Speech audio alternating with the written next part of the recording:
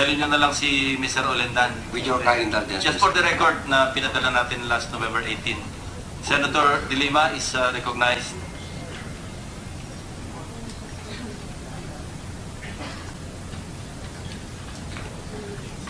Thank you, Mr. Chairman. Good morning to everyone. PNP Chief De La Rosa, please. Bakit ho hindi nyo kaagad sinabi sa amin o sa publiko na yung nag-utos pala sa inyo na i-reinstate sa Superintendent Marcos ay mismo ang Pangulong Duterte? Nagpa-ikot-ikot ka pa eh. Kumpadre, ganyan, ganyan, humanitarian considerations. Bakit po ganun? Your Honor, we are trained not to divulge, Your Honor.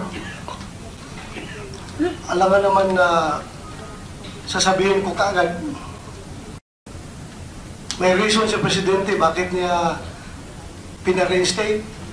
So inaamin nyo na po na si Pangulong Duterte mismo ang nag-utos sa inyo?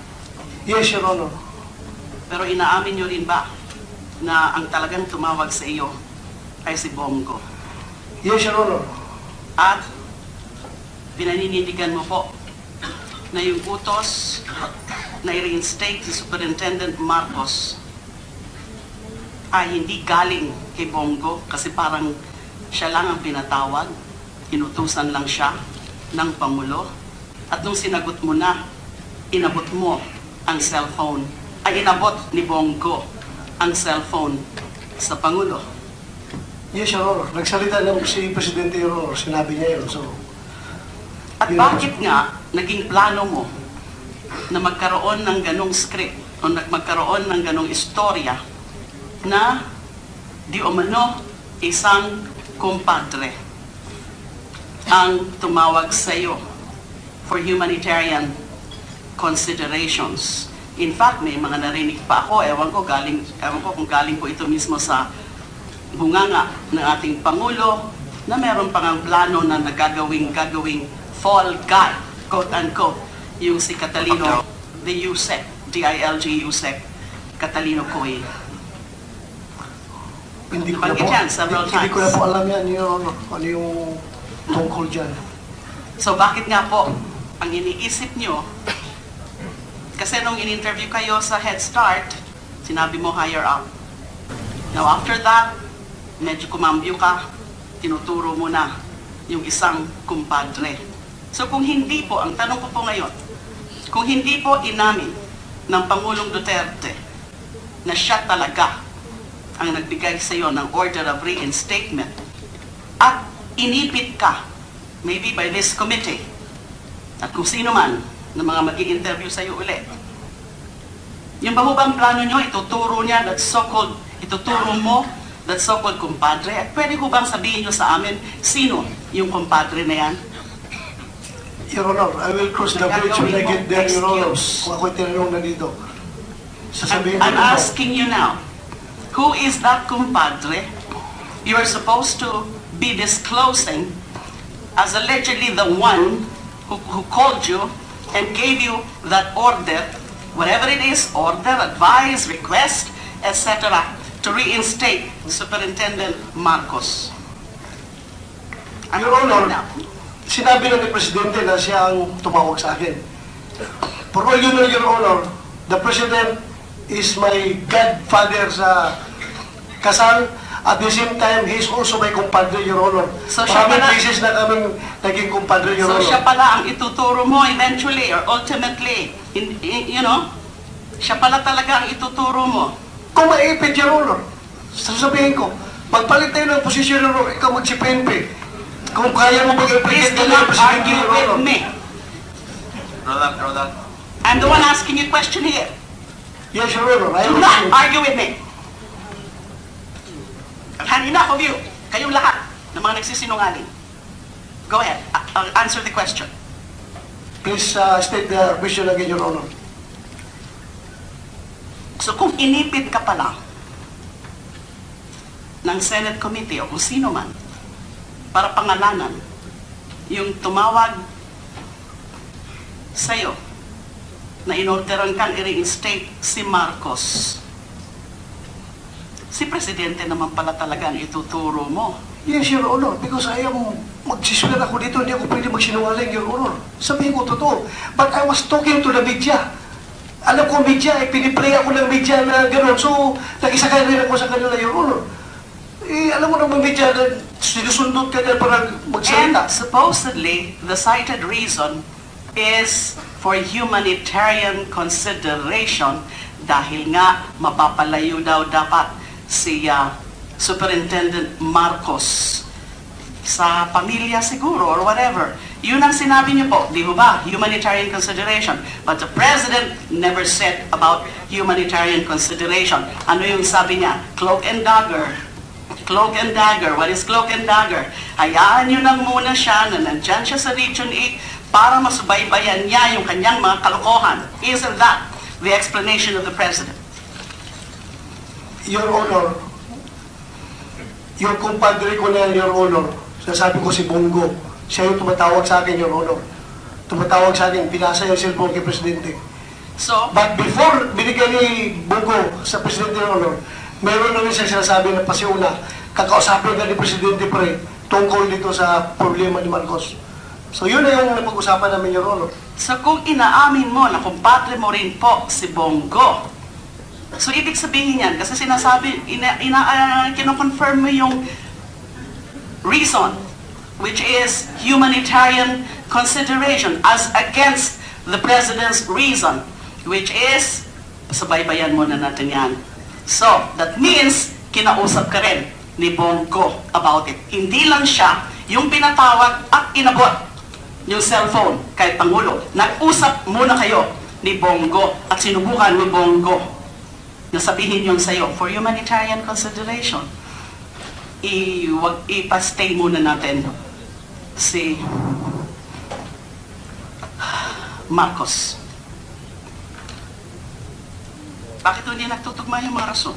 So, ibig sabihin, may ibang nagsabi, unless that's your invention, may ibang nagsabi na for humanitarian consideration, pero iba yung rason ng ating Pangulo. So, sino yan? It must be Bongo.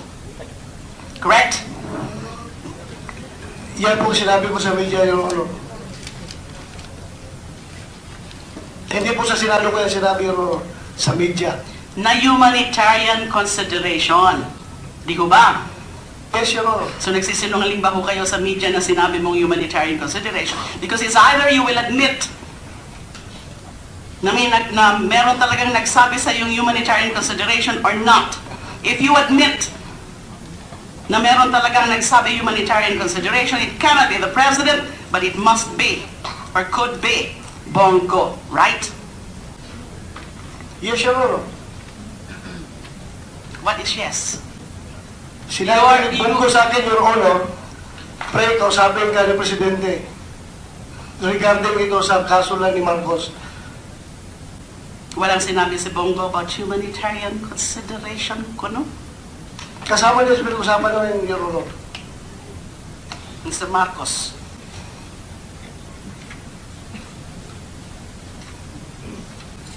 Narinig po kita kanina. Ang sinasabi mo, yung tungkol sa reinstatement mo, the order of relief, meron kang sinabi kanina, you were referring to that. Diba? That order of relief, which is supposed to be dated way back in June 29, but you said you received it October 26. So yun ang parang ginagawa mong istorya na yun ang premise mo, yun ang perspective mo, that you were referring to that relief. Pero tatanungin ko rin maya-maya si PNP Chief De La Rosa kung yun nga. Kasi yun sa mga timeline of events, parang hindi ganun yung dapat istorya dyan. Kasi tinuro si Mr. Marcos, probably by Mayor Espinosa himself, and inulit ni Kerwin Espinosa, na ganun nga, kinoconfirm nila, na sangkot ka talaga, Superintendent Marcos, sa droga, and kaya ka, relieved. the PNP Chief De La Rosa, I would want to be clarified. I want to know the exact date. Ipapa-clarify ko nga po yung mga timeline na yan para mas malinaw sa atin yung mga nangyayari. So, Mr. Marcos, ikaw ba'y relieved dahil nga doon sa belated order of relief na yan from General Pagdilaw pa, pero na-receive mo daw, sabi mo, by October 26, o dahil nga, because of that information, presumably, given by either or both the late Mayor Espinosa or Kerwin Espinosa, na sangkot ka sa droga. Dapat magtugma kayo ni PNP Chief De La Rosa. Galingan mo. Sasagot na po ako, ma'am. Go ahead, please. Ganito po yan, ma'am. Ito pong decision po ng NCRPO na pinapatawan po ako ng 20 days suspension ni General Pagdilaw. Ang petsa po ng decision niya is June 9, 2016. Decision lang po ito, ma'am. Hindi po pa po ito relief order ko. Ngayon po, ito pong June 9 na 2016 na decision ni NCRPO, natanggap ko lang po ito at nalaman ko po noong October 26, 2016 from the personnel officer of CIDG. Who kayo talaga rinelieve? Ma'am? Kailan po ba talaga kayo rinelieve? Ngayon po, nung ma-informahan po ako dito ng... Answer the question, please. Kailan po talaga On kayo this day rinelieve? din po, October 26 din po may lumabas di ata na, kung hindi po ako nagkakamali, October 26 may lumabas sa aking order coming only from, not a national headquarters order, but CIDG order relieving me from being the regional chief to admin holding center of CIDG on this day. Ngayon po, yung sinasabi pong accusation sa akin ni Kerwin, hindi ko po alam yan. I don't know about it. I just learned about it when Kerwin testified. General De La Rosa. At saka po, ma'am, Sandali lang po. Ma'am. Stop na muna po kayo. General De La Rosa, what was your frame of mind when you decided to relieve Superintendent Marcos? What was your basis? Is that relief order? My relief order on Superintendent Marcos was based on the premise, Your Honor, that he is being implicated, or he was being implicated by Kerwin Espinosa as receiving drug payola. How about Mayor Espinosa? Did you say something when he supposedly surrendered to you last August 2 or the day after the president gave that list, released that list, and gave the mayor the Espinosas 24 hours to surrender? In fairness, Your Honor, hindi po nabanggit ni Mayor Espinosa yung pangalan ni Superintendent Marcos sa akin while nag-uusap kami, Your Honor. So si Kerwin ang nagsabi. Si Kerwin, Your Honor. At nalaman ho ninyo yan, sinabi po ni Kerwin yan, kailan po? Nalaman ko yun, Your Honor, pagbalik ni Colonel Pero, Colonel Delbo at Colonel Peralta galing sa Abu Dhabi, Your Honor. That was after Kerwin was arrested in Yes, Abu Your Dhabi. Honor. Yes, Your He was Honor. arrested in October 17. Yes, So Your you Honor. sent your guys there and interviewed him or interrogated him. For the record, can you tell us who those guys who accessed Kerwin Espinosa when he was arrested after he was arrested in October 17? Ang punto ko po dito, gusto ko kasing malaman kung sino yung mga nagiging handlers nila, yung mga pinapasinungaling nyo under oath before the entire country. I want to know who are the handlers. Your Honor, sabihin ko po sa iyo, hindi po kami nag-utos sa kanya magsinungaling, Your Honor. Mamatay man ako ngayon, Your Honor, nandyan si Lord. Wala po ako sinabi sa kanya magsinungaling. Hindi ko po sinasabi na kayo mismo ang nagpapasinungaling. Kasi katulad nga po nung sinabi ni Senator Ralph, maaaring hindi mo alam na may mga ilang mga karakter dyan na yan ang kanilang assignment na i-access yung mga sinong pwede nilang kumbinsihin by whatever means para magsinungaling at ituro si Senator Laila De Lima. Maaari, I'm giving you the benefit of doubt because we see you really as a sincere person, as a good man. So, maaari po siguro na ganon, pinaiikutan ka, may mga nagbibigay ng mga impormasyon. Sila ang mga naghahanap ng mga so-called witnesses na yan, beginning with the Bilibid witnesses, tapos si Kerwin, tapos si Ronnie. Kawawa naman po sila dahil nagsisinungaling po sila lahat eh. Senator Lai, you have 1 minute. Kindly wrap up. Yes, and I will take advantage of the second round because I still have questions. General De La Rosa, Your Honor, who are these personnel who accessed Kerwin Espinosa right after his arrest last October 17? And who are the personnel or personalities, whoever they are, characters, who again went to Abu Dhabi to fetch Kerwin Espinosa? Your Honor, tatlong tauhan ko po, Your Honor, si Police Senior What's the names, Superintendent please?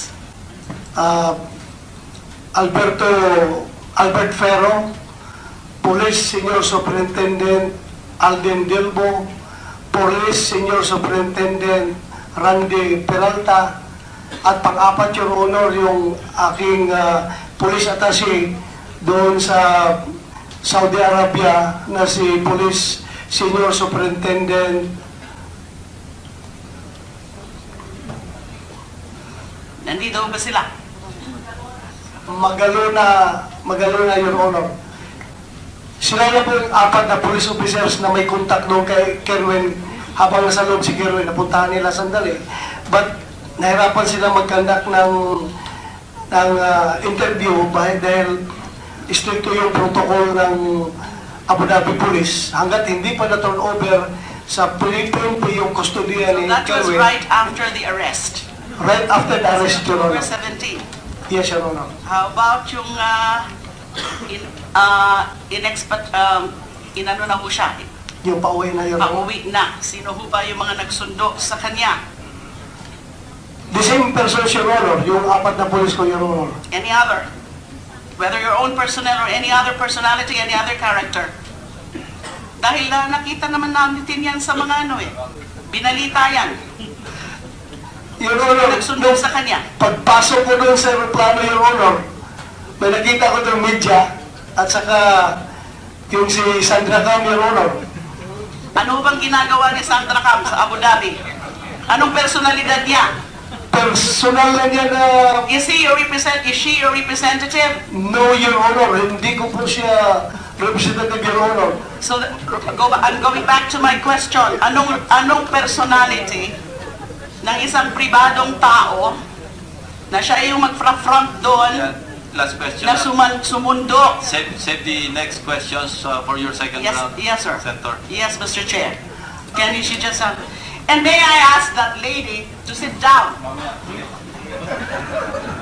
She's not part of it. She's not a resource person. No, she's not. Please ask her to sit down. That's out of order. Take her oath. Sit down. Sit down. Sit.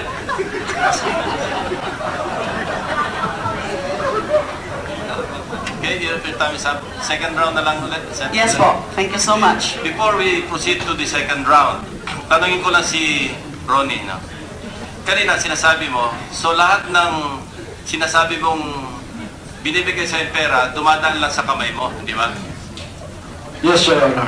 Parang immediately turnover. Opo, Allegedly, allegedly. Okay.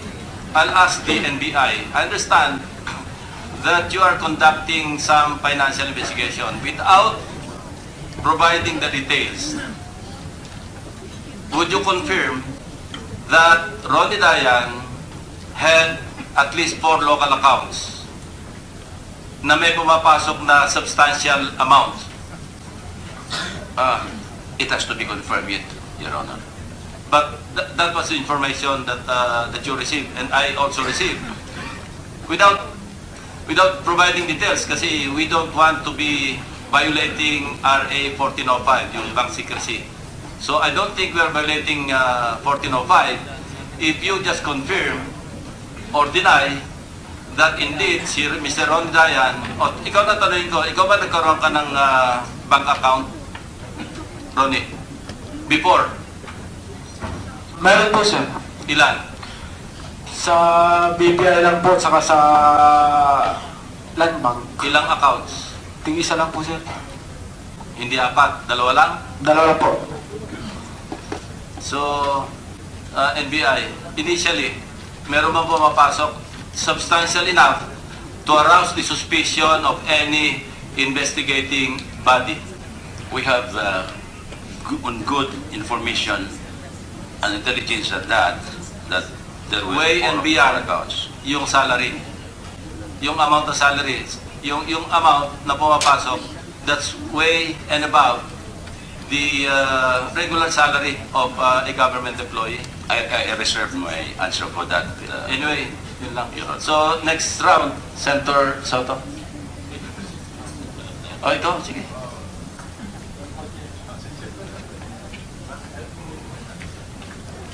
Pacquiao, Senator Trillanes is recognized.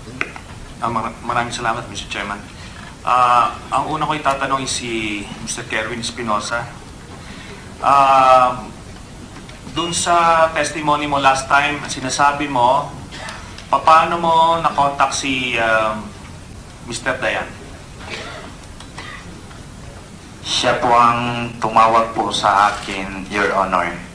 Ha? Paano mo siya na-contact? Nakatanggap lang ako ng tawag na galing sa kanya, Your Honor. So walang nagbigay sa iyo ng number? Walang nagpakilala sa iyo? Meron po, Your Honor. Oh, yun. Sabihin mo lang. Si Sir Juby Espinido po, Your Honor. Yun ang sinasabi mo, siya ang nag-endorse kay Mr. Dayan. Wala pong sinabi na pangalan, Your Honor. May tatawag lang daw sa akin na driver bodyguard. Okay. Chief Inspector Espinido, do you confirm that? Good morning, Your Honor. No, Your Honor. No, hindi totoo na ikaw nagpasabi kay Kerwin Espinosa. Hindi totoo. Okay. Your Honor. Mr. Dayan, kilala mo ba si Chief Inspector Espinido? Hindi po, Your Honor. Hindi. Okay, so, alam mo, Kerwin, ito lang sasabihin ko sa inyo lahat. Pag nagpalit ng administrasyon, magbabago rin yung statement nyo. Huwag nyo kasing iisipin na yung mga nakapwesto ngayon ay habang buhay nakaupo dyan. Okay? Yun lang ang tatandaan mo. Okay, ngayon, sinabi dito na November 2015, kayo nagkita ni Mr. Dayan tsaka ni Senator De Lima sa Baguio. Ganun ba? Yes po, Your Honor. Okay. Mr. Dayan, sinasabi mo 2014. Yun po kasi tanda ko, sir, na tawag. Totoo bang nagkita talaga kayo nito ever? Opo, Your Honor. Okay, 2014. Sigurado ka dyan. Yes, sir. Kailan kayo nag-split ni Senator De Lima? Sir, Kailan kayo naghiwalay? 2015 po. Anong buwan? Mga last week of February, sir. Last week of February. After nung February 2015, asan ka na? Nasa Pangasinan na po. Wala ka na ba sa DOJ? Wala na po. Okay, wala ka na. So bakit ka ngayon pagkakatiwalaan kung split na kayo? Okay, wag mo muna sagutin yan. Ngayon punta na tayo dito sa kay Espinido. Ay dito sa Baguio. Yung sa Baguio kay Mr. Ram, Espinosa. So Ram, magsasabi ka ng totoo ha? Nakita mo ba ito si Mr. Dayan? Hindi po, Your Honor. Hindi. Walang na-mention si Kerwin Espinosa tungkol kay Mr. Dayan? Wala po, Your Honor. Wala. Okay. Ikaw, Kerwin, nagkita kayo. Saan kayo nagkita ni Senator De Lima? Sa Burnham Park Sa po, Your Burnham Honor. Park kayo nagkita. Saan kayo kamo nagpalitan ng pera? Sa parking lot po ng Burnham Park, Your Honor. Parking lot ng Burnham Park. Sa loob ng kotse, sa labas ng kotse, saan? Sa loob po ako ng kotse, tapos Ano yung kotse mo? GL Grandia. Van po, Your Honor. Grandia. So do you confirm that, Mr. Dayan? Ano po yan, sir? Na saan mo nakuha yung pera? Sa Baguio. Sa parking lot po, sir. Saan parking lot? Sa malapit sa Burnham Park po, sir. So, ano doon? Doon sa gilid lang ng daan? Sabihin mo kung ano. Parang nagtabi na lang po yung sasakyan namin, sir. May... Tapos inabot lang sa yung pera. Yes, Your Honor. Hindi ka na pumasok sa kotse. Hindi na po. Okay. So, ayusin yung script kasi talagang buhol-buhol. Ngayon, 2015, November, bakit ka nagbigay ng pera kay Senator De Lima? Mr. Espinosa. Para po sa ko na Protection. at saka yung para sa pondo, para sa eleksyon po, Okay, Your Honor. pero primarily protection, di ba? Opo, Your Honor. Alam mo ba na resigned na siya noon? Nung panahon na yon as DOJ? Wala po akong Hindi mo alam? Your Honor. Okay. Paano ka po proteksyonan hindi na sekretary ng DOJ si Senator De Lima? Di ba? Okay, ngayon ganito yan. Ikaw, drug lord ka, makikipagkita ka sa politiko, doon kayo sa Burnham Park. Ha? Alam mo, pagka ang politiko pumunta ron, mga panya, kahit 1,000 tao magpapapicture sa amin. Hindi kami nag-i-screen na, teka muna, ano ba ito? Background check. Walang ganon. Kung sinong lumapit, popost ka, pipicturean ka. Kung ganito ang magiging basis natin ng guilt, na sasabihin natin na drug lord o drug cuddler, wala na magpapapicture na politiko. Kasi dito pala, paglabas namin, nagpapapicture na lahat eh. Di ba? Hindi pwedeng ganon. Kung totoo yan, sinasabi mo, magkikita kayo sa isang lugar, mag-uusap man kayo, hindi ka magpapapicture sa isang drug lord. Ha? Common sense. Alam mo yung problema dito sa script na ginawa nyo?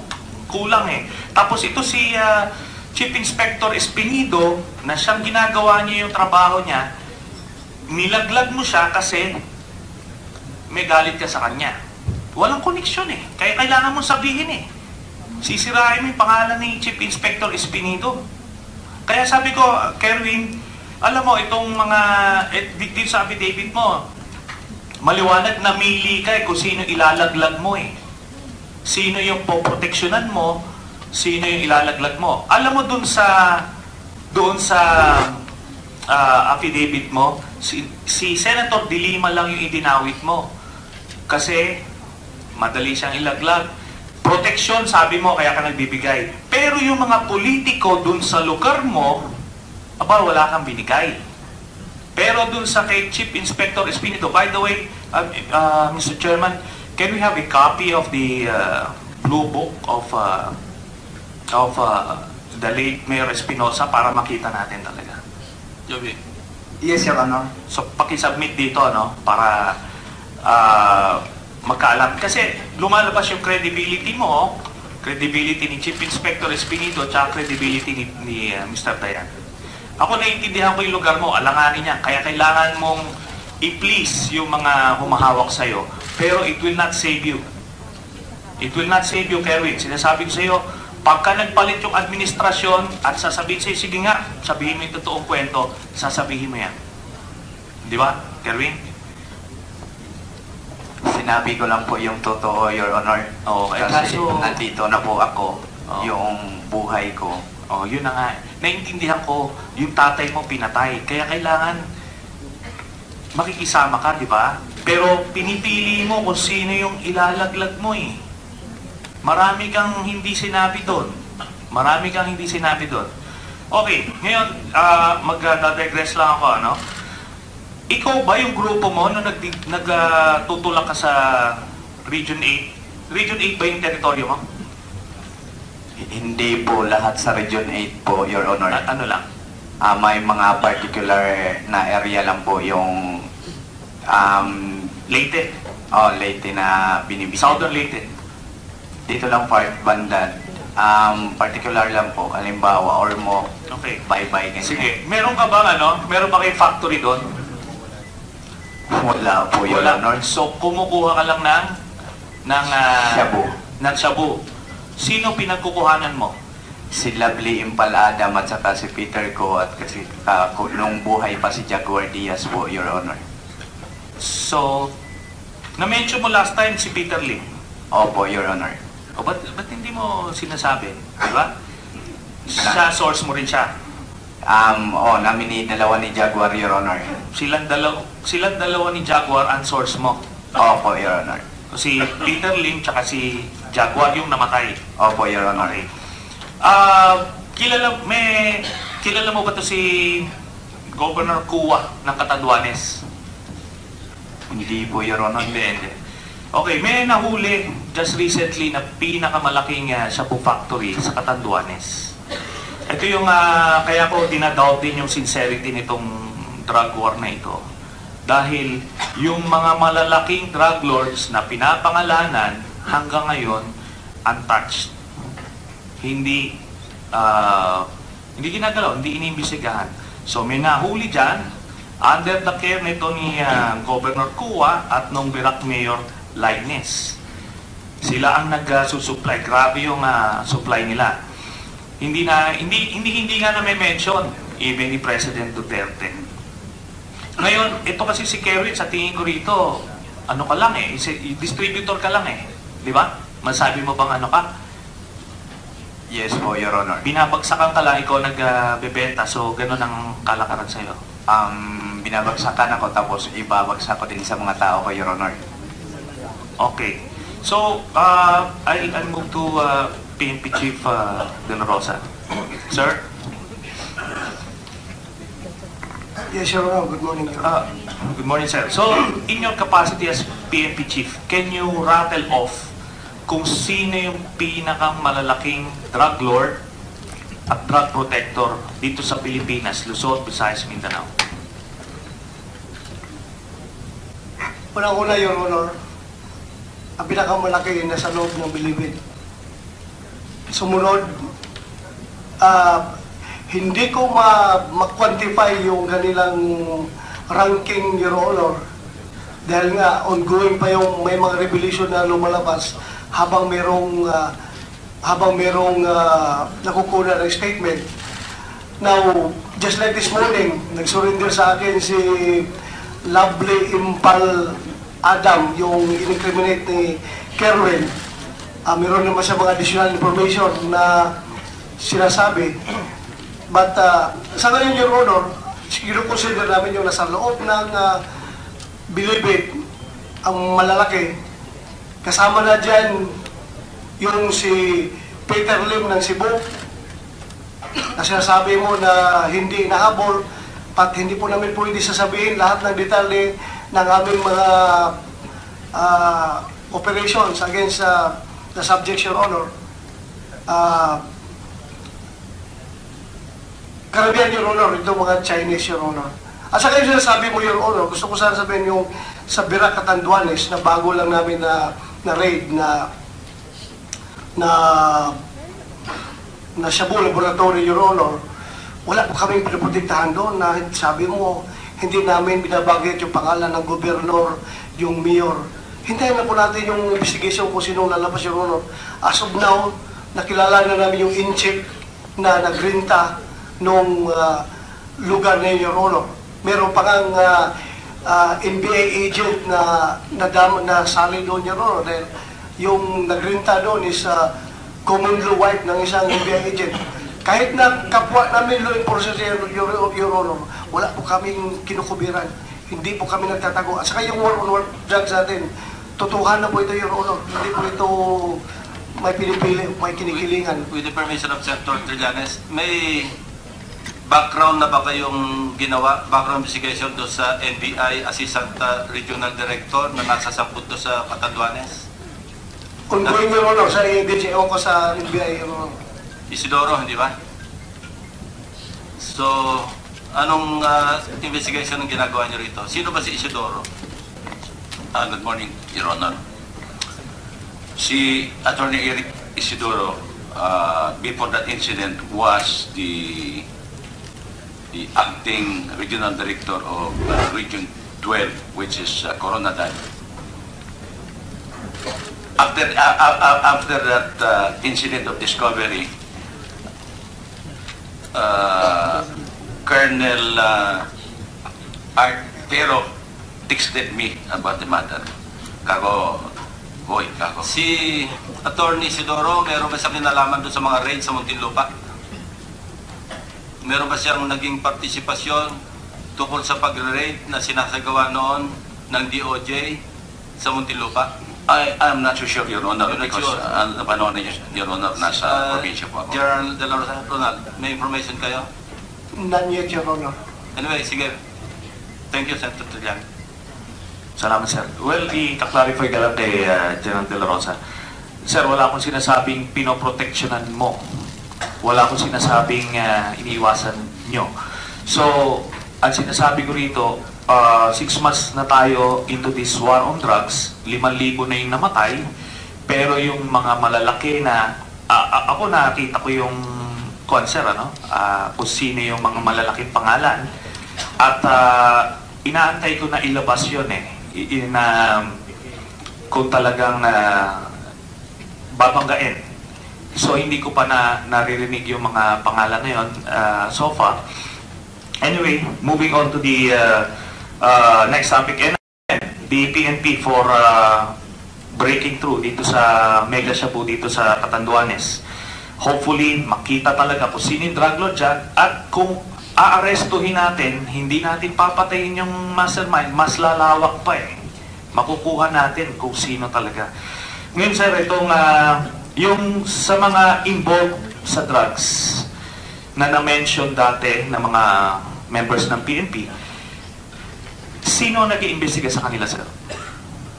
Your Honor, yung tatlong general na active pa, Your Honor, ang nag-investigas na Polcom. I am also a member of the Napolcom, being a commissioner, and as far as I know, itong week na ito, Your Honor, i-deliberate na namin yung resolution sa kaso nila, Your Honor. Magkakaroon na ng decision, yung tatlo. Okay. Yung mga generals na yun, sir, yung mga active, di ba nung na-implicate sila, nirelieve sila kaagad, sir, di ba? Yes, Your Honor. Yes. Tapos, so as far as you know, wala nang ibang investigating body na nag-investigate doon sa mga na-involved na members ng PNP. As sa ngayon, Your Honor, yung Napolcom lang, Your Honor. In Napolcom. Yes, So, yes, Your Honor. so yun, sir, ang ano. Ngayon, SOP, sir, di ba, pag may na-implicate, preventive suspension. Yes, Your Honor. Okay, ngayon, sinasabi ko yan in light of the case of Superintendent Marcos, na nung na-implicate siya, SOP, preventive suspension, nirelieve siya. Ngayon, eventually, inako nga recently ni President Duterte na siya daw ang nag-utos sa inyo na ipa-reinstate sa kanya. At sinasabi niya, meron daw siya nag-iimbestiga rin daw siya. Pero, just a few minutes ago, sinasabi niyo, as far as you know, ang nag-iimbestiga lang sa kanila is Napolcom at ang SOP is preventive suspension.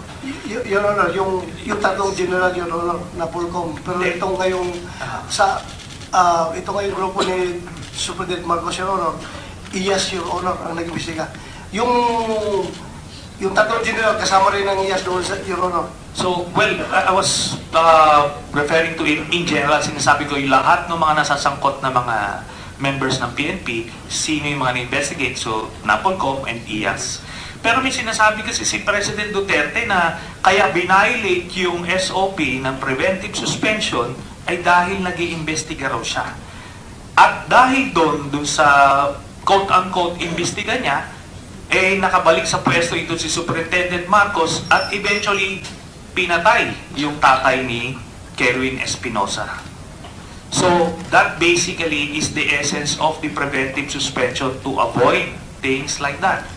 So, anong masasabi niyo doon na Sir. Your Honor, I just would like to make it clear na yung preventive suspension po, in-issue ko yun, yung after na nung napatay yung si Mayor Espinosa. Yun ang preventive suspension. Yung in-issue ko po dati is relief muna. Nung nanggagaling si EIDG Director Colonel Pero, saka si Colonel Delbo, saka si Colonel, yung tatlo, Your Honor, yung Peralta, pag uwi nila galing sa Abu Dhabi, paghuli kay Kerwin doon, binanggit kagad nila sa akin yung kanilang initial na kuha information. Ito sir, ito yung mga on the take sa drug payula kay Kerwin. So nabanggit doon yung pangalan ni Colonel Marcos. Nandun yung pangalan. So sabi ko, para clean slate tayo sa ating anti-drug operations, since active si Marcos doon sa anti-drug operations sa Region 8, tanggalin natin kasi ayaw kong mapuna tayo. Nirelieve ko doon yung walang without preventive restriction. Relief lang Your Honor, hindi po preventive suspension. Yung after na nung napatay si Mayor Espinosa, yun yung preventive suspension.